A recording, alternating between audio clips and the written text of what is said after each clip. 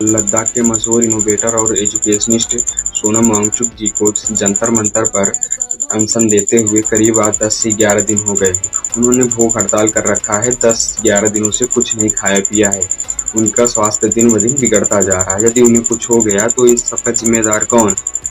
क्या सरकार इस बात का जवाब देगी? उन्होंने अनशन इसलिए नहीं रखा है कि उन्हें कुछ फायदा होगा, बल्कि अनशन उन्होंने इस देश के करप्ट एजुकेशन सिस्टम के खिलाफ रखा है और उन बच्चों को न्याय दिलाने के लिए रखा है जिन्होंने पेपर लीक और तमाम करप्ट एजुकेशन सिस्टम की वजह से अपनी जान तक दे दी। आज सोनम वांगचुक जी सिर्फ लद्दाख के लिए नहीं बल्कि पूरे देश के लिए लड़ रहे हैं, लेकिन सरकार को ये सब कहाँ दिख रहा है। यदि सोनम वांगचुक जी को कुछ हो जाता है तो इसका जिम्मेदार कौन है? बल्कि उसे फायदा ही होगा कि उनका विरोध करने वाले कम हो जाएंगे।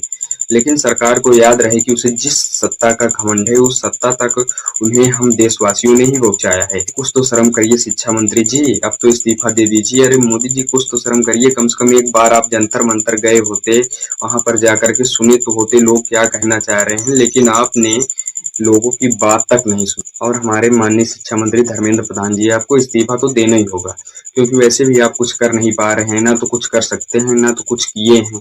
इससे अच्छा होगा कि आप इस्तीफा दे ही दे। आपके इस्तीफा देने से कम उन महान लोगों की जान बच जाएगी। उन महान लोगों को कुछ नहीं होगा जो इस देश के लिए कुछ करना चाहते हैं। इसलिए आपसे अनुरोध है कि आप इस्तीफा जरूर दें। बाकी आप लोगों की क्या राय है कमेंट में जरूर बताएं।